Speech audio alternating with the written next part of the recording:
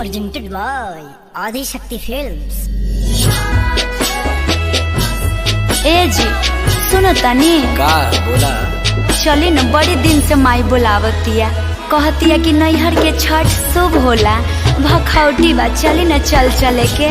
अरे देखते नु बाड़ू कितना काम धाम कुल खेते में लगल बा, हार्वेस्टर चलता उमे कटाता, कैसे जाई बतावा। बाकू जी ई कुली काम तो बादू में होई। हार्वेस्टर से लागल बा कटनिया, हार्वेस्टर से लागल बा कटनिया, तू समझत नहीं खूजान, तू समझत नहीं खूजान। हार्वेस्टर से लागल बा कटनिया, तू समझत नहीं खूजान, तू समझत नहीं खूजान। रुपया पैसा तो जीवन भर कमाए के बा, माई के मन तुरब। चले न नैहर चलल जाओ, वही जले छठ कइल जाए। कितना सुनर बोले। अरे भौजाई कोयलर है। नैहर से छठ करी है राउर धनिया,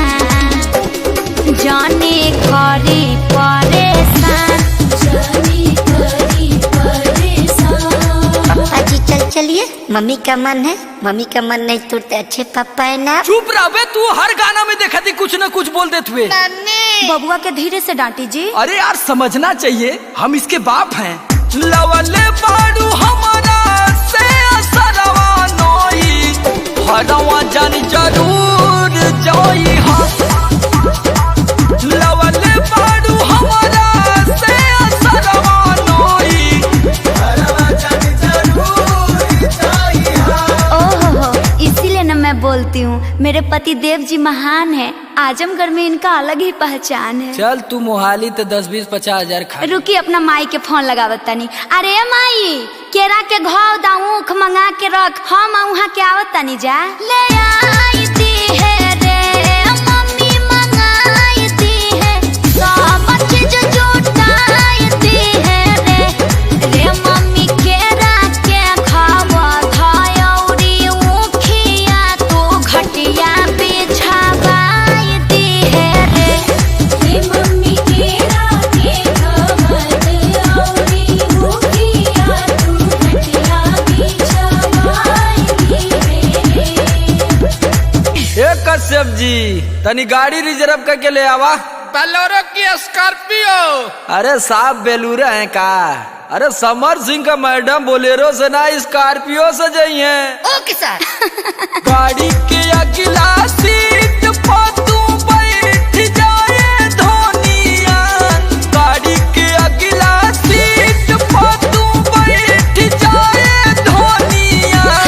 वही जा रहिया देखत होई है सा छोटा की तहर बहिनिया, वही जा रहिया देखत होई है सा छोटा की तहर बहिनिया। मम्मी जीजू आ गए, दीदी बाबू सब लोग को लेके छठ का तैयारी करो। ए जी हाई सूट बूट खोली, हाई पियरी धोती पहनी, आ दौरा माथे उठा के घाटे चली। ओके कोसी भर चलले बबुआ के पापा, घोटी भर धोती भीजे, घोटी भर धोती भीजे। धोती मोर भिजाता तो भिजे देहू, कोसी मोरा नहीं भीजे, कोसी मोरा नहीं भीजे। पापा छठ करके क्या मांगे हैं? आशीष देहली है छठी माई, जल्दी आई बेटा तोर छोटका भाई।